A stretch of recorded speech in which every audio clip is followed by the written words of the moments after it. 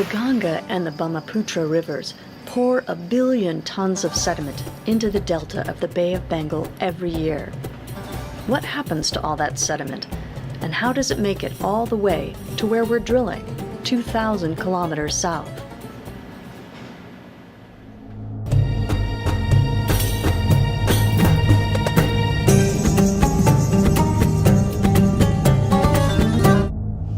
Once it leaves the river mouth, it's deposited in one of 3 places. It's either deposited on the seafloor near to the river mouth in really shallow water, about 20 meters of water or so. A part of it is redeposited back on land by tides, and another part of it is deposited at the head of a submarine canyon. There's a canyon like the Grand Canyon. It's a big indention in the seafloor that is basically a funnel. It's a conduit that transports sediments from the near shore to the very deep water and eventually to the Bengal fan. As sediment is deposited at this canyon head, sometimes it gets to be a little too heavy and it will just collapse under its own weight like a landslide. Other times, if you have a trigger such as a storm or an earthquake, that can also cause sediments at the head of the canyon or along the canyon walls to completely collapse.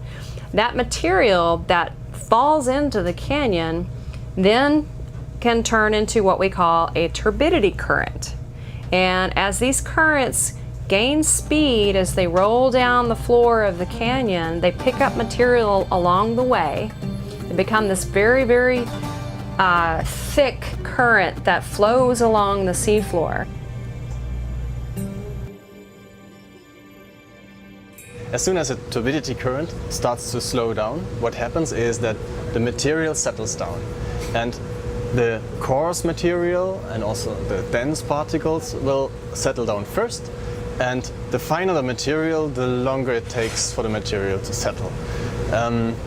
The result of this settling is a deposit, and this deposit is called turbidite. And if you core such a turbidite, this is what you get.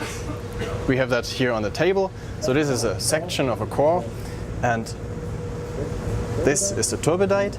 And you can see nicely the features of the turbidite, which is a sharp base, and then the relative coarse and dense material is concentrated at the base. And then if you move towards the top, the material gets finer and finer until it's very, very fine, and you need a very good microscope for having a look at these particles because you can't see them by eye anymore. Another nice feature is that we have this color lamination here, which is, it's actually several layers, very thin layers of sediment, and we call that parallel lamination. And these kind of structures, together with the grain size of the sediment, so the size of these particles, tells you something about the energy of this turbidity current and also of the flow velocity. And the Bengal fan is the largest submarine fan in the world, and lots of turbidites. This is the main transport mechanism. So we observed, many turbidites.